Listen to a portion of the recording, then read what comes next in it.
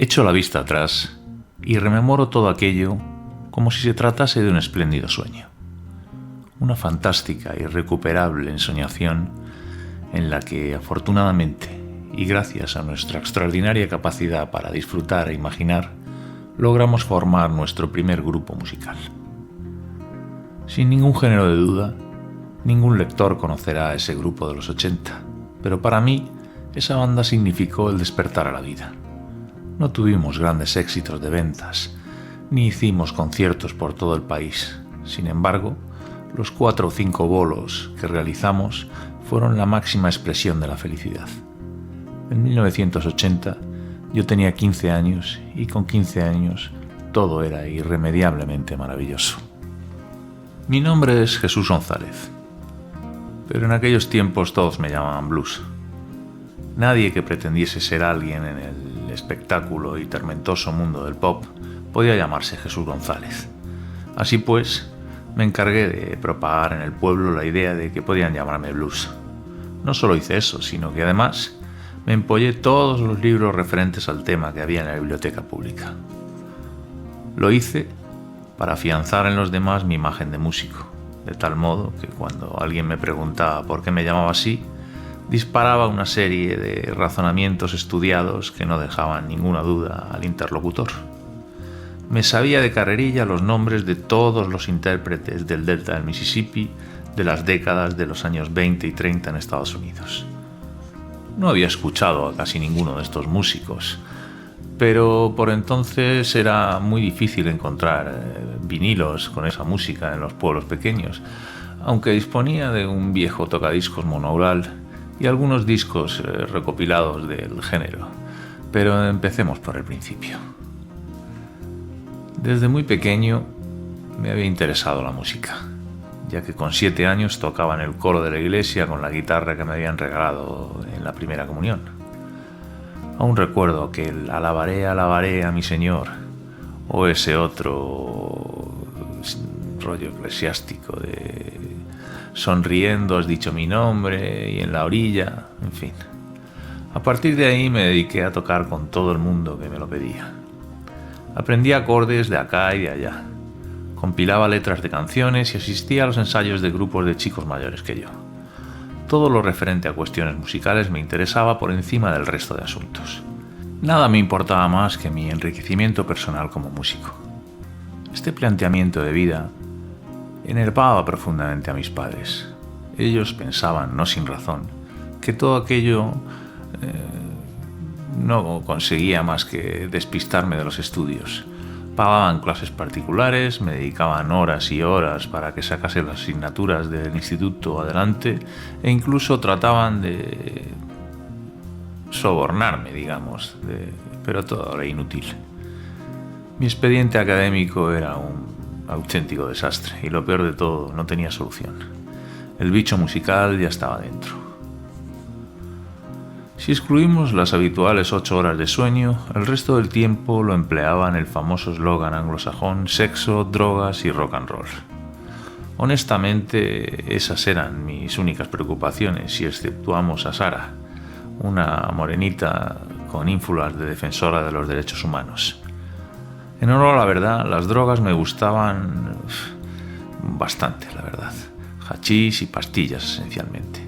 Y escuchaba con detenimiento cualquier disco que me echase al oído o que me ofreciese, por retrógrado que fuese, cualquier persona. En cualquier caso, mi objetivo primordial era formar un grupo de pop rock. Comencé con varios amigos del instituto, pero no resultó. Unos tenían mejores cosas que hacer y otros no les importaba, hasta que conocí a Pepón. Pepón Díaz era un chaval de mi misma edad, 15 años. Tenía una hermana que me gustaba muchísimo, una hippie de la etapa del post-hippismo, pero con la que no podía plantearme ni la más mínima posibilidad. Ella era algunos años mayor que nosotros y creo que Pepón y yo éramos invisibles en su vida. De todos modos, mi amigo era un tipo tan interesante como su hermana, en realidad. Él había comprado un bajo eléctrico y un amplificador de segunda mano en una tienda de Madrid y afortunadamente sus gustos musicales eran muy parecidos a los míos. Por entonces el concepto gay no existía, pero yo sabía que Pepón lo era, aunque lo disimulaba. En los 80 debías ser por cojones muy macho, si no te podían ir las cosas mal, y él lo sabía. Carecíamos de batería. Era el instrumento más difícil de conseguir, claro, por lo voluminoso y sobre todo porque ninguno de mis amigos ni conocidos podía permitirse el lujo de tener una en su casa. Los padres no lo permitían, ya que indudablemente era demasiado molesto para los vecinos. Por otro lado, tampoco disponíamos de local de ensayo. Tanto Pepón como yo vivíamos en un piso con nuestros progenitores. La idea de formar un grupo de rock era un sueño que aún estábamos lejos de conseguir. A pesar de ello, mi amigo y yo no parábamos de darle vueltas al asunto con el objeto de solucionarlo. En realidad, había otro problema que me atañía exclusivamente a mí. Mi guitarra española no servía para nuestros intereses. Obviamente, necesitábamos una eléctrica. Y para ser sinceros, el saldo de mi cuenta bancaria, abierta desde el día de mi primer cumpleaños, era de 0 pesetas. Si había algo urgente de corregir, eran mis propios medios de trabajo. No podía ir por ahí buscando bajistas o bateristas, cuando yo mismo no disponía ni tan siquiera de una triste guitarra eléctrica de gama baja, y menos aún de una digna.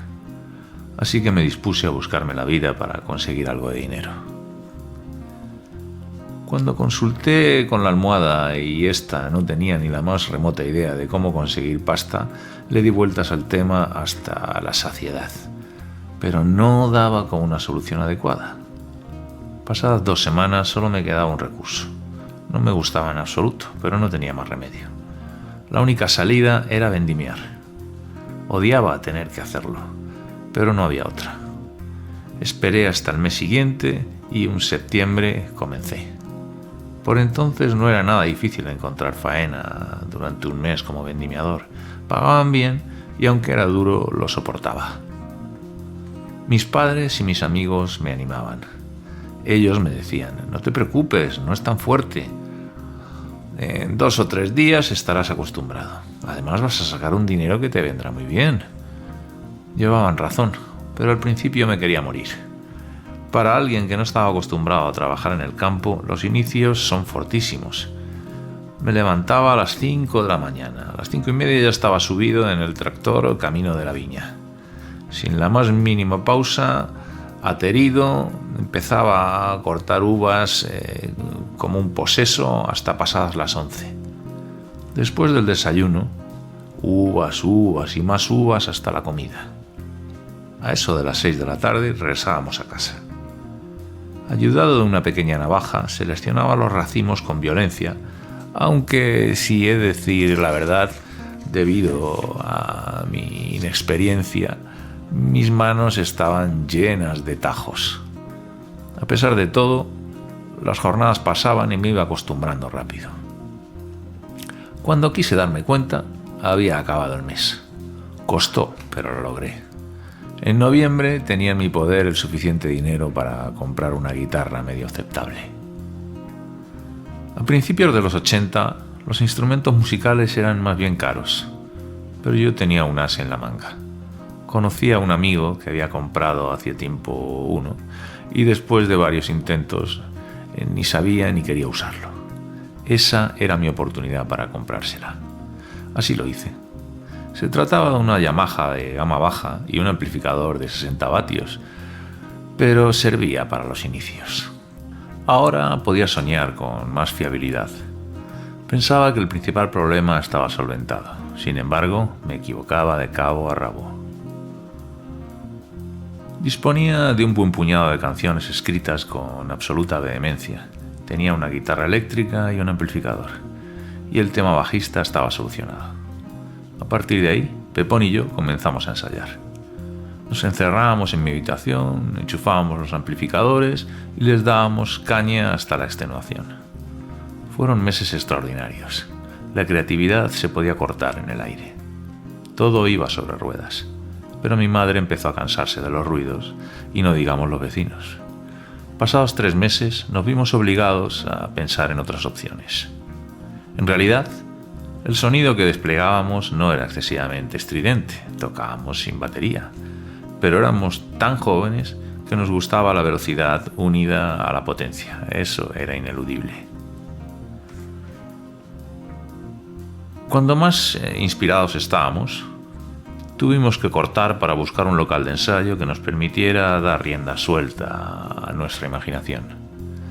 Santi fue nuestra solución. Era un amigo de Pepón que no sabía tocar ningún instrumento, pero quería ser nuestro manager. Disponía de un viejo almacén perteneciente a su abuelo que no usaba para nada. Además, era un chaval con claras ínfulas empresariales.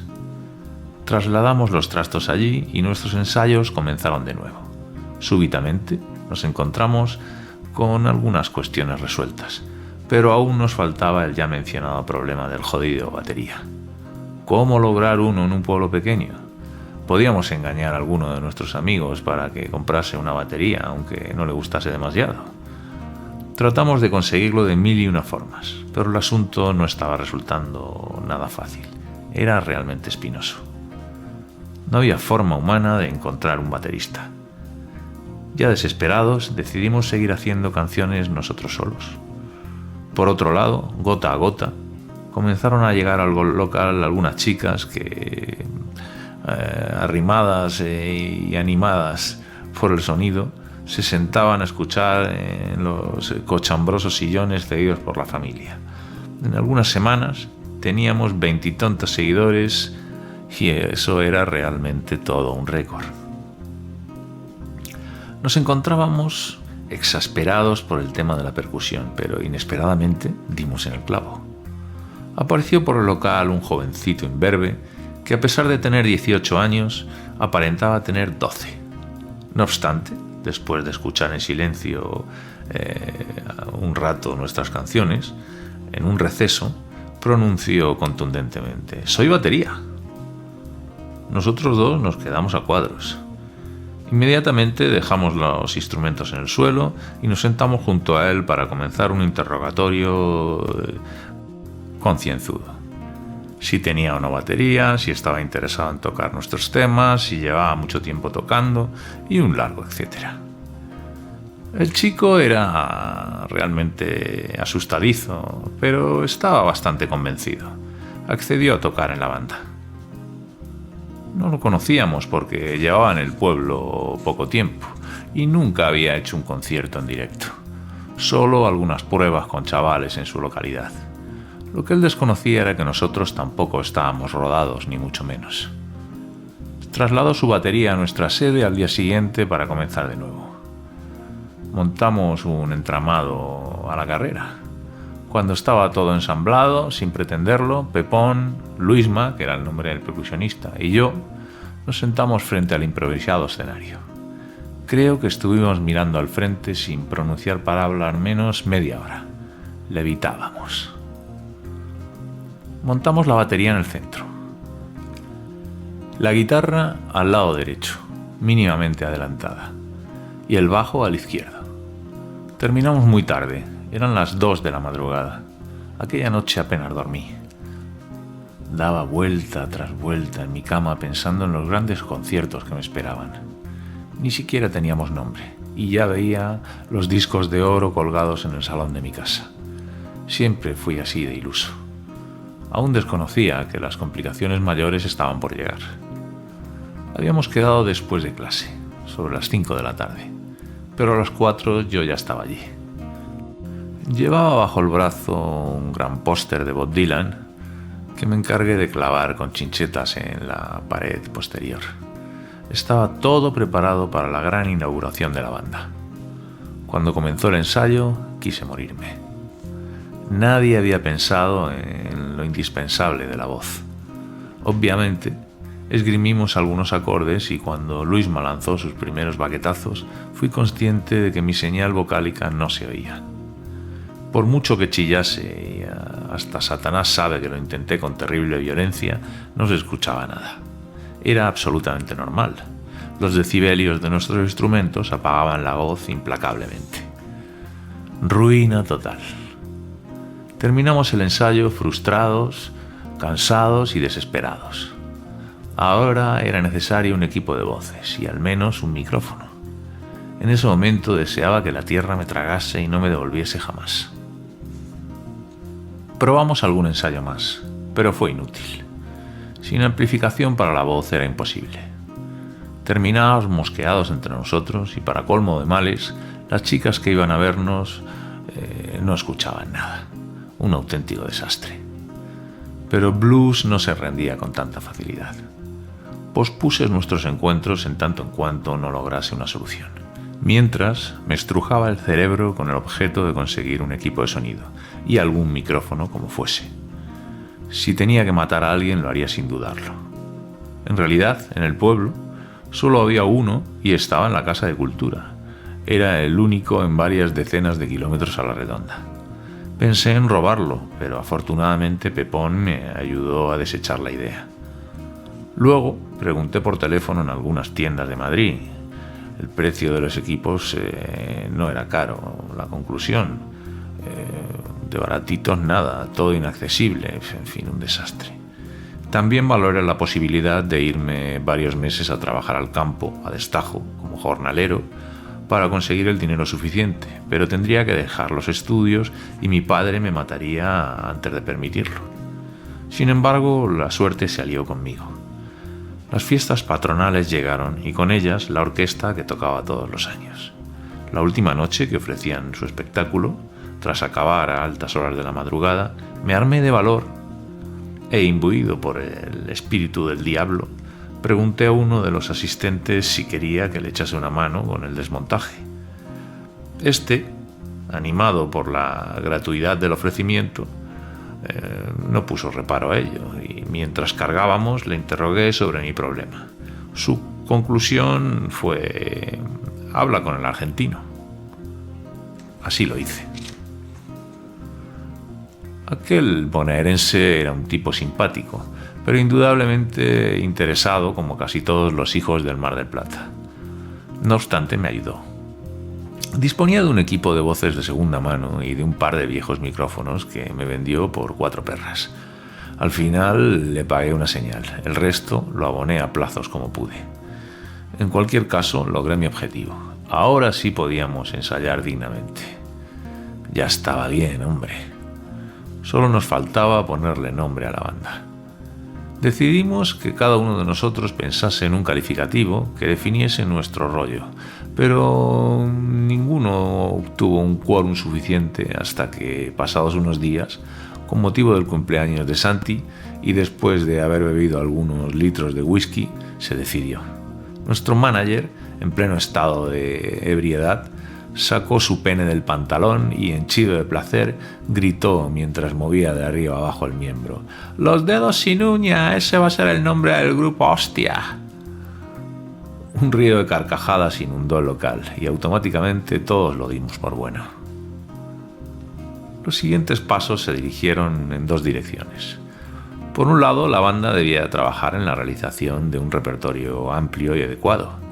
Y por otro, nuestro inexperto representante se veía en la obligación de buscarnos conciertos como fuese y donde fuese. Al menos ya teníamos claro nuestro plan de trabajo. Eso era suficiente para abordar el asunto de pleno. Cuando tuvimos 10 canciones preparadas, nos planteamos hacer nuestra primera maqueta. Solo disponíamos de un viejo radiocassette con las ortodoxas teclas play y rec. Eso era todo. De este modo pensábamos que nuestras únicas bazas consistían en insonorizar lo más adecuadamente posible el local y una limpieza exhaustiva con alcohol de los cabezales del reproductor. No podíamos hacer mucho más, la verdad. Así lo hicimos. Para el aislamiento acústico del tugurio consultamos alguna revista de la época, pero los materiales eran realmente caros. Optamos por el método más tradicional: los cartones de huevos. Este método era estándar en casi todos sitios y, aunque los resultados no eran tan profesionales como las gruesas cortinas de los estudios, algo arreglaba. Por tanto, Luisma, Pepón, Santi y yo nos pusimos a buscar compulsivamente cartones vacíos de huevos por todos lados. En una semana teníamos suficientes para empapelar el ensayo. Estuvimos 2 días completos encolando cartones en las paredes. El aspecto estético final no era muy halagüeño, la verdad, pero tras pintarlos de colores chillones todo quedó mucho más adecuado a las pretensiones deseadas. El segundo paso era hacer algunas pruebas de sonido. Tras limpiar concienzudamente el mejor cassette que pudimos encontrar y comprar una cinta de cromo, buscamos el lugar adecuado para encaramarlo y centrarlo. Todo estaba preparado. Hicimos un gran cartel y lo colocamos en la puerta. Este decía: "No molestar, estamos grabando". Aquello era increíble. Después de repasarlo todo meticulosamente, comenzamos la grabación. Santi era nuestro ingeniero de sonido. En realidad, su único cometido era darle el botón play cuando le indicásemos y al rec cuando le dijésemos, pero nos encantaba etiquetar todos los roles posibles. Santi era el ingeniero de sonido, las canciones que grabábamos eran los temas del disco. Yo no era el cantante, era el vocalista. Nuestras amigas no eran nuestras amigas, eran las groupies. Y casi todo tenía un nombre, digamos, glamuroso. Así las cosas eran mucho más brillantes. No había medios, pero había ímpetu, sin ninguna duda. Grabamos todas las canciones que teníamos preparadas, un total de 10. Realmente estábamos absolutamente deseosos por tener algo digno, la primera prueba palpable de nuestro proyecto musical. No tardamos demasiado en realizar la tarea. Luego, solo quedaba grabar copias una por una en algún equipo casero de doble pletina. Por entonces, estos aparatos de 2 cintas magnetofónicas eran habituales en muchos domicilios. En semana y media disponíamos de 50 copias. Habíamos fundido los 2 o 3 equipos caseros que poseían nuestros allegados, pero lo conseguimos. Para nosotros, en estos momentos, aquellas 50 copias significaban la razón de existir. Eran absolutamente artesanales. Implicamos a uno de nuestros amigos más afines a la banda para diseñar una carátula en la caja de la cassette. Él accedió sin problemas, aunque lo que no sabía cuando nos dio su visto bueno era que tendría que hacer 50 dibujos más. Aún recuerdo el diseño. Fue fruto del acuerdo entre los componentes del grupo en una noche de gran fumada. Se trataba de un pene volador del que salía una lengua viperina, indiscutiblemente algo muy propio de la época. Ya solo quedaba darles salida, venderlas, regalarlas o cualquier opción válida. El caso era publicar a los dedos sin uña. Las primeras 50 copias se vendieron, obviamente, entre familiares y amigos. Hasta ahí fue todo fácil, pero cuando hicimos 50 más no resultó tan sencillo. Así pues, decidimos dar nuestro primer concierto en directo. De este modo podríamos vender las maquetas con cierta facilidad. ¿Pero dónde? No había muchas opciones en el pueblo, la verdad. En cualquier caso, convencimos al dueño de uno de ellos para dejarnos actuar sin cobrar. Tocaríamos nuestro repertorio y pondríamos una pequeña mesa auxiliar con nuestras maquetas a la venta. Dicho y hecho. La semana siguiente actuamos en aquel bar y aunque tenía unas dimensiones muy pequeñas y el sonido era bastante malo, a nosotros nos pareció el Madison Square Garden neoyorquino. Previamente, acordamos llevar una forma de vestir adecuada para el evento, claro. Necesitábamos dar imagen de grupo. Cada uno hizo lo que buenamente pudo. Por mi parte, arrebaté una vieja chaqueta negra a mi abuelo, a la que inserté varias chapitas de bandas inglesas y americanas. En la época se vendían mucho. Camisa blanca y corbata extra fina. Como colofón, los zapatos de punta más fina que pude encontrar y unos pantalones vaqueros que mi madre estrechó todo lo que las propiedades de la física permitían. En cuanto a Pepón, su vena homosexual le hizo preocuparse extremos por el asunto. Se acercó 2 fines de semana seguidos al Rastro de Madrid para conseguir la ropa que le diese ese punto underground que tanto deseaba. Al final lo logró.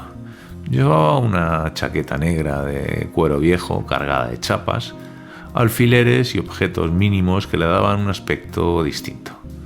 En cuanto a Luisma, no desmerecía en absoluto. Su vestimenta era menos llamativa que la nuestra, pero había conseguido, no sé dónde, unos zapatos de infinitos cuadros blancos y negros que le daban un rollo Elvis que embelesaba. Por último, Santi, nuestro pseudo-manager, también se encargó de vestir apropiado.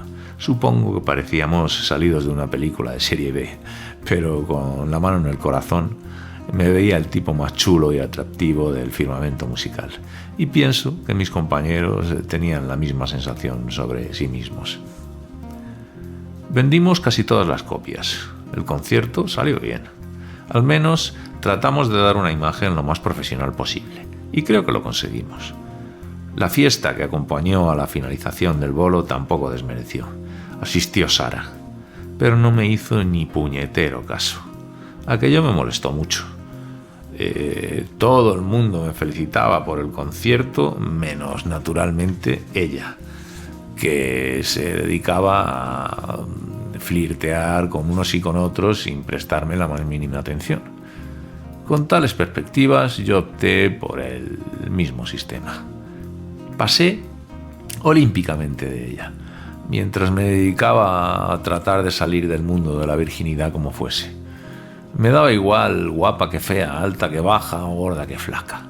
Solo pretendía hincarle el diente a lo que fuese, aunque esto implicase una chica poco atractiva, e incluso nada atractiva. ¿Qué diablos? Mi máxima era cuanto más guarra mejor. Y la candidata perfecta fue María José, una rubia 2 años mayor que yo. No se despegaba de mí y no paraba de manosearme. Indudablemente con esas trazas no tuve más remedio que atacar. Desconocía si ella era más ducha que yo en tales cuestiones, pero era infinitamente indiscreta. Tenía casi 16 años y todavía no me había estrenado con ninguna chica. Era todo un desastre. Después de la fiesta en el bar del concierto, los componentes del grupo debíamos llevar los trastos al local. Nos acompañaban algunas chicas, entre ellas María José. Una vez instalados en nuestro tugurio, decidimos comenzar la fiesta privada. Previamente habíamos comprado alcohol y drogas en abundancia. Aquello se convirtió por arte de magia en uno de los últimos guateques de la historia de España. Estábamos en pleno año 1981 y los denominados guateques estaban pasando a mejor vida. Habían tenido su apogeo en los 50 y 60, incluso en los 70, pero ya corrían nuevos tiempos. De todos modos, aquel cumplió todos los cánones establecidos en una fiesta como esa, con esa denominación y origen. Tocadiscos monoural, distintos ambientes con grados de luz diferentes, calimocho preparado y sobre todo baile agarrado o lento. Con ese patrón el triunfo estaba asegurado. Sin embargo, la cosa no resultó tan bien como yo deseaba. Al final, solo saqué en claro algunos leves tocamientos y una borrachera del 15. Desastre total. Al día siguiente, en Alaska, falleció uno de los personajes más queridos de nuestro país por aquel entonces, Félix Rodríguez de la Fuente. Debido a esto, el abatimiento se apoderó de la gente como si de una tela de araña se tratase. En cualquier caso, yo no pensaba en otra cosa que no fuese en mi grupo y en mis canciones. Componía compulsivamente. Planteé a mis compañeros el envío de nuestras maquetas a algún concurso de los muchos que se realizaban y no les pareció nada mal. Por tanto, mandamos al Villa de Madrid, a Bilbao y a algunos otros pequeños festivales. No perdíamos nada por intentar ser seleccionados. Mientras, hicimos algunos conciertos a pequeña escala y compartimos escenario con otros grupos de chavales mayores que nosotros. Esto nos servía de acicate para tratar de superarles en lo que respecta a la profesionalidad, aunque supongo que cada uno tenía nuestros feligreses y ninguno despuntaba mucho más que el otro. Por otro lado, eran tiempos de la movida, no se trataba de ser grandes virtuosos, sino más bien de participar, de hacer piña. El tiempo pasó, nos fuimos haciendo mayores. Personalmente pasé por varios grupos.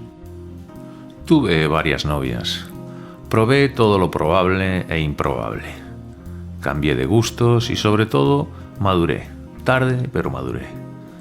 Ahora ya no lo veo demasiado sentido a aquella música, aunque reconozco que me dio la vida.